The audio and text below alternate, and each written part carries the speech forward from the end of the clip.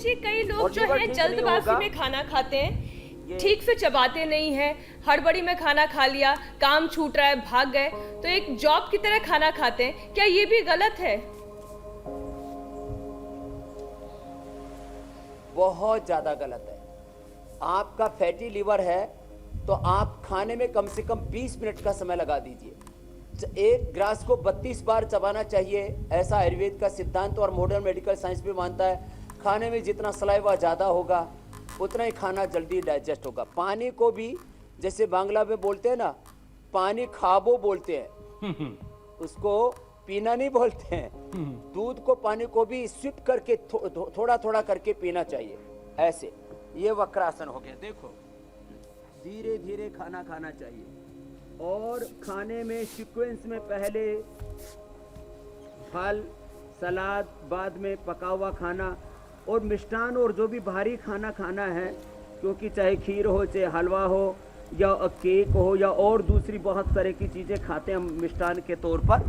कहीं लोग अलग अलग लड्डू खाते हैं, हलवा खाते हैं, बर्फी खाते हैं, पाक बनाते हैं अलग अलग तरह के।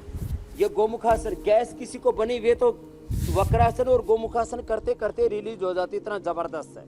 तो फैटी लीवर एक बहुत बड़ी समस्या है और ये करते करते हम उसका समाधान भी बता दे रहे हैं, क्योंकि पहले हम आसन बता रहे हैं, फिर प्राणायाम बताएंगे, फिर औषधियाँ भी बताएंगे जी।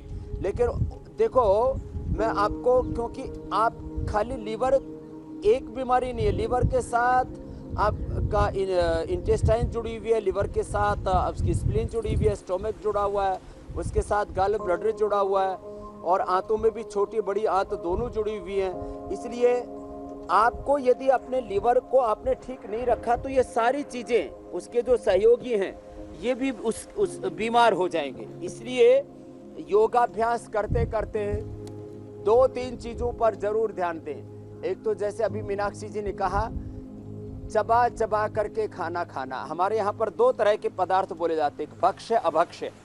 जो खाना वही खाना, जो नहीं खाना उसको क्यों खाते हैं हम। देखो अब उल्टे लेट करके मैं लीवर के लिए बता रहा हूँ भुजंग आसन, ये भी बहुत अच्छा है, पेट के लिए भी और पीठ के लिए भी।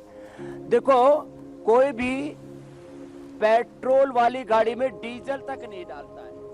भगवान ने शरीर ना सब प्रकार की प्रतिकूलताओं को सहने वाला बना रखा है, इसलिए इसमें घास डालो, मांस डालो, बीड़ी सिगरेट शराब डालो, बर्गर डालो, पिज्जा डालो, जंक फूड, फास्ट फूड, कुछ भी डालो, ये शरीर जो है ना मतलब आपका साथ देता है। तो आदमी समझ लेता है तो सब कुछ खाने के लिए भगवान ने बनाया है। अरे हर प्रतिकूलता को सहने के लिए भगवान ने आपको शक्ति दे रखी है, उसका दुरुपयोग मत करो। भक्षा भक्ष्य का ध्यान रखो, क्या खाना है क्या नहीं खाना, इसकी हमारे यहाँ पर बोला जाता है हेल्दी लाइफस्टाइल अडॉप्ट करो, नेचुरल लाइफस्टाइल। तो ये जो अब साइंटिफिक हेल्दी नेचुरल जो लाइफस्टाइल है, सात्विक जीवन पद्धति है, उसको अडॉप्ट करना ही पड़ेगा, कोई तरीका नहीं है। भुजंगासन और ये शलभासन ये भी बड़े अच्छे हैं पेट के लिए, इसको कर ले। अब सीधे लेट करके जरूरी आसन बता रहा हूँ, फिर उसके बाद में हम प्राणायाम बताएंगे और उपचार भी बताएंगे। तो खान पान में ध्यान रखें, बहुत जरूरी है। सिंपल सी बात है, जो आपको ठीक से डाइजेस्ट हो जाता है वही खाएं और वात पित्त कफ अपनी प्रकृति को देख करके खाएं। उसमें न्यूट्रिशन, माइक्रो न्यूट्रिशंस पूरे होने चाहिए और माइक्रो न्यूट्रिशंस विटामिन मिनरल्स ये पूरे होने के साथ साथ वो डाइजेस्ट भी होने चाहिए। डाइजेस्ट तब होंगे, कोई भी चीज़ एब्जॉर्ब होती है आंतों से, एक लैक्टियल को छोड़ के जो है फैट को छोड़ के, फैट लैक्टियल से बाकी सारी चीज़ें आंतों से एब्जॉर्ब होती है। तो आपकी आंतें अच्छी होनी चाहिए, वो एब्जॉर्ब होकर के लीवर के पास जाती है, लीवर से पूरी बॉडी को डिस्ट्रीब्यूट होती है जितनी जहाँ जो चीज़ रिक्वायर्ड है। पवन मुक्तासन बहुत जरूरी है। अच्छा स्वामी जी, मरकटासन तो पेट और पीठ दोनों के लिए अच्छा था, फिर ये पवन मुक्तासन। स्वामी जी, मैं जितने वक्त से आपके साथ इस कार्यक्रम में योग सीख रहा हूं, अब मैंने सबसे खूबसूरत बात योग की ये पाई कि एक योग के जरिए हम कैसे अपने पूरे शरीर को ठीक रख सकते हैं। ये सबसे बेहतरीन पहलू है योग का, कि जैसे मंडूकासन आप बताते हैं, पेट की सारी परेशानियों का इलाज मंडूकासन है और लीवर को भी उससे हम मजबूत रख सकते हैं। तो मतलब ये कि योग हर किसी को अपनी जिंदगी में और ज्यादा अपनाने की जरूरत है और योग के जरिए हम निरोगी रह सकते हैं, निरोगी बन सकते हैं। ये सबसे खूबसूरत पहलू है स्वामी जी।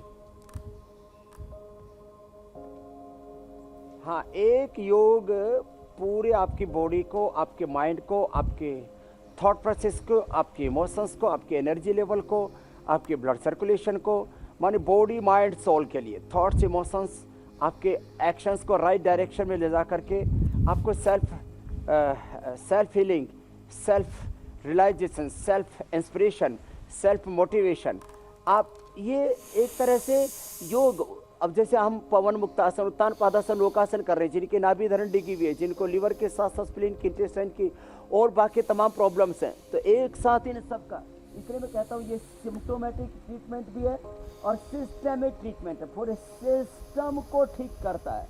इसलिए सुबह सुबह 10 से 15 मिनट जो आसन हम बता रहे हैं, आसन उत्तान पादासन, नौकासन, कंधरासन, सेतुमदासन भी इसको कहते हैं, सुबह सुबह ये आसन तो करने ही पड़ेंगे और कोई उपाय नहीं है, कोई दूसरा तरीका नहीं है।